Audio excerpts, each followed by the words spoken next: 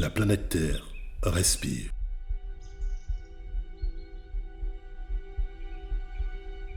Chaque jour, l'activité humaine et industrielle occasionne des émissions de CO2.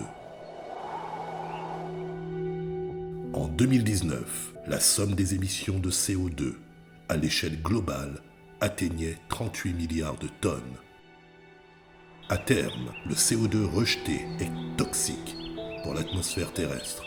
Fort heureusement, les forêts du bassin du Congo et de l'Amazonie permettent d'absorber le carbone présent dans le CO2 et de n'en rejeter que l'oxygène, indispensable à toute existence sur Terre. Ces puits de carbone séquestrent l'équivalent de plusieurs décennies d'émissions de CO2.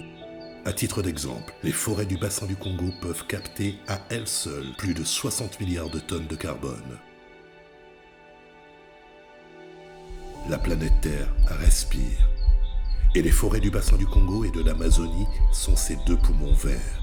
Cependant, aujourd'hui, l'Amazonie brésilienne peine à assumer son rôle de poumon de la planète. Du fait de la déforestation et des incendies, chaque année, la forêt amazonienne perd 10 000 km² de sa superficie. En 2020, uniquement, les incendies ont ravagé plus de 310 000 km² de l'Amazonie brésilienne. Or, ces écosystèmes, à la biodiversité unique, sont vitaux pour l'équilibre climatique planétaire. De facto, la disparition progressive des forêts d'Amazonie fait des forêts du bassin du Congo le dernier rempart vert sur Terre. La forêt du bassin du Congo se situe en Afrique centrale. C'est le deuxième massif forestier tropical après la forêt amazonienne, ainsi que l'une des dernières forêts primaires du monde. Partagée entre 6 pays, le Cameroun, la République centrafricaine, la République du Congo, la République démocratique du Congo, la Guinée équatoriale et le Gabon, elle couvre plus de 3 millions de km². Cela représente une superficie plus grande que l'Inde et de la France réunies.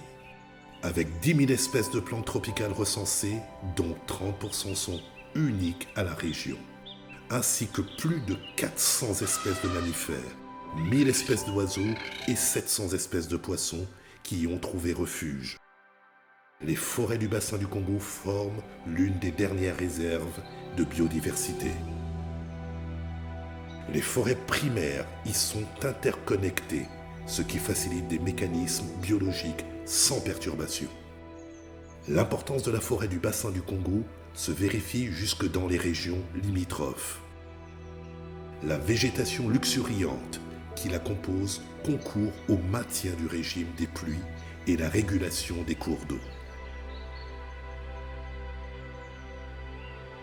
Les forêts du bassin du Congo sont d'autant plus précieuses qu'elles fournissent aux plus de 75 millions de personnes et 150 groupes ethniques distincts habitant dans cette région nourriture, eau et abri depuis plus de 50 000 ans. Bien que les écosystèmes de la forêt du bassin du Congo demeurent en majorité intacts, la population croissante, la surexploitation du bois et les intérêts commerciaux liés accélèrent le phénomène de déforestation. Les conséquences se révèlent tant sur le plan écologique, avec une diminution de la biodiversité, que sur le plan économique, avec la perte de ressources financières sur le long terme. Préserver les forêts du bassin du Congo, c'est préserver la vie sur Terre.